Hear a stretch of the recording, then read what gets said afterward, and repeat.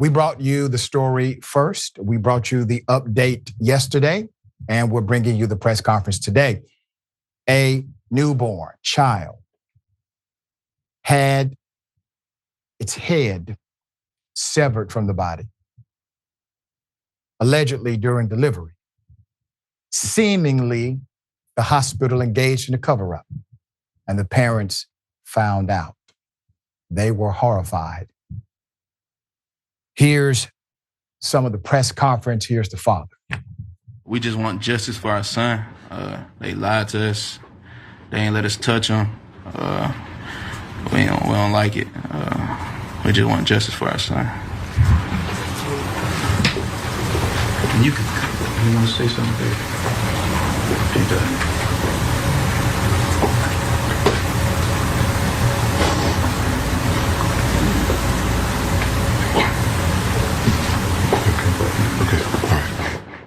The mother was supposed to talk. She couldn't do it. The emotionalism of it, too much. Every time they have to talk about this, file a lawsuit, give an interview, it re-emotionalizes the trauma. Put it up for a mass. I'm going to give you some additional information. As we covered on Wednesday, Travion Isaiah Taylor Jr., the Georgia infant who died during delivery, July 9th, 2023. His parents spoke yesterday for the first time during a news conference following the Tuesday announcement of the child's cause of death being ruled a homicide. Now, what does a homicide mean? That means the coroner said, based on autopsy, this child died because of another human being. That's called a homicide. Not some medical complication. A person. The baby's emotional father, Travion Taylor, Isaiah Taylor Sr., emotional is really an understatement. I'm sure he's enraged and hurt. Briefly addressed reporters while the mother, Jessica, broke down in tears. Now, the family has filed a lawsuit against Dr. Tracy St. Julian. Her OBGYN practice, the nurses, and other doctors involved in the birth, and the hospital, Southern Regional Medical Center. This is in Clayton County, Georgia.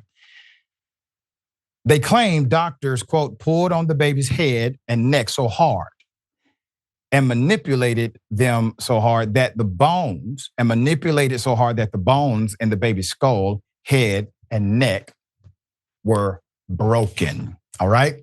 Now, to give you an example of what the allegation is, the hospital initially claimed the baby died due to complications of a shoulder being dislocated, dystocia, which is when the shoulders get stuck in a particular location in the birth canal. And so this is what happened. You see? It's just a medical issue, very sad, very unfortunate, but not really something we could have avoided. However, according to an extensive report from the Clayton County Medical Examiner's office, the baby's cause of death was by fracture dislocation of his upper cervical spine and spinal cord. Broken neck. Quote, the cause of the death again was the baby's neck was broken while Dr. St. Julian applied excessive pressure on the baby's neck in the face of the shoulder. Dystocia, lawyers, said on Wednesday. So they made the case, they presented the information they had, up-to-date report from the actual medical examiner's office. Let's put up Attorney Roderick. So you got attorneys Roderick Edmond and Corey Lynch both say they are determined to find out what happened inside of that delivery room. Edmond said, quote, I owe it to them to find out what the hell happened. This isn't just about money. This young couple went trusting in the healthcare system. And I got to tell you, the brother is personally invested into this case now.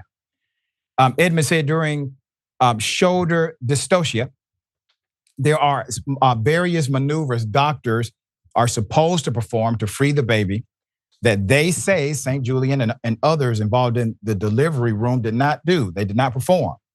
If those maneuvers don't work, the standard protocol is to move to a C-section. Now, if you remember, in the original reporting, according to the narrative, what happened? As soon as the death was evident, the parents are guided to cremate by medical professionals. They're then guided to false knowledge, according to them, that say, oh, there's no autopsy in situations like this. You do not qualify for that. Another lie. There's more. Edmund said Ross Taylor asked to see and hold their son after his death, and were told that they were not allowed to do so. When Ross and Taylor did not accept that response, the hospital arranged for them to see the baby through a glass window. And what did they do? Propped the head up on the body as if it was still attached to the body. According to the lawyers, they also requested a county-provided autopsy, but they were told the free service was not available to them.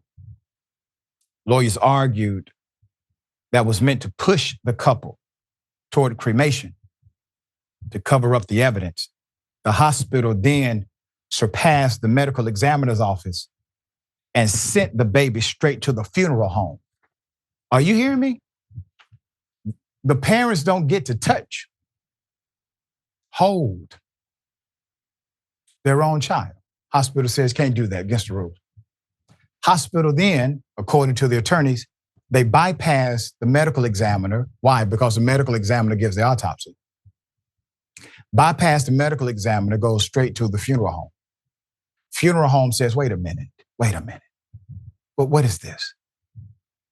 Make sure the parents know. Let's put them up. It was last July when Watkins Funeral Home general manager, and I'm good friends with Willie Watkins, who owns this funeral home. He's a good man. General manager Sylvania Watkins got a call from the Ross family. The funeral home manager will be the first to alert the authorities, saying the baby coming from the hospital and not the Clayton ME was the first red flag.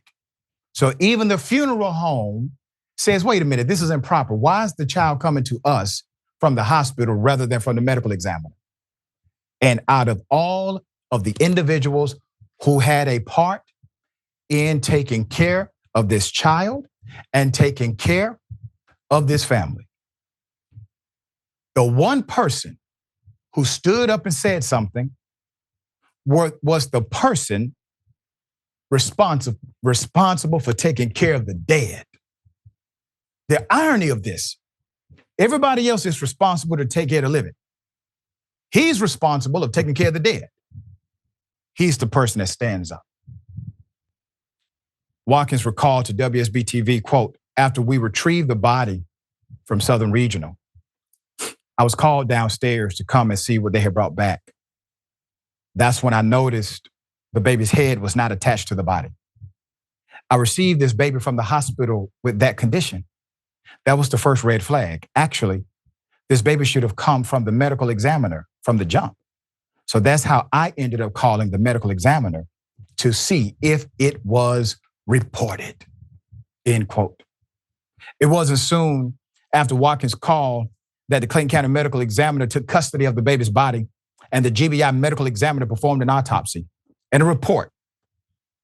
With Channel 2 Action News, the Clayton County ME determined that the baby's death was in fact homicide, saying, quote, the death was caused by the actions of another person, end quote.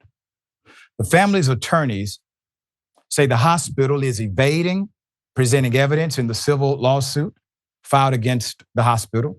Quote, we haven't taken one deposition in this case, even though we filed it back in August, said Edmund.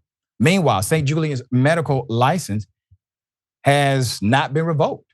she's still allowed to practice even at Southern Regional.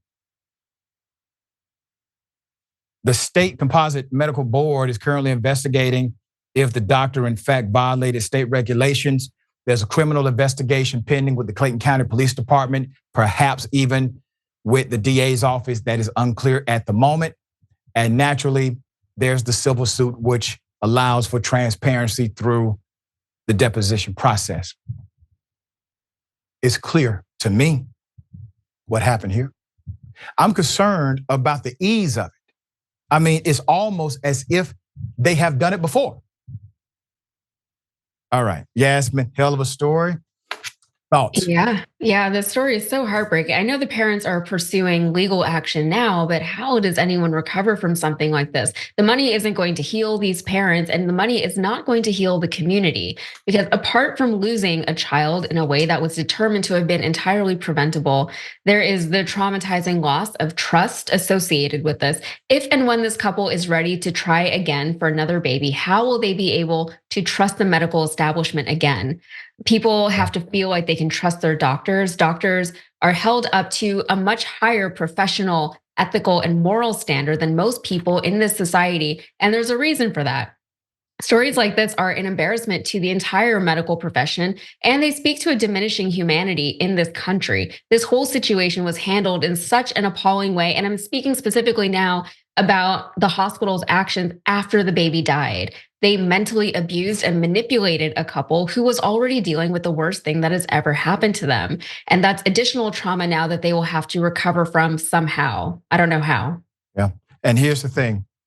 If it had not been for the Watkins Funeral Home manager, the hospital would have likely gotten away with it. They would have gotten away with it. Yeah. Yep. All right. We'll bring you updates as they develop.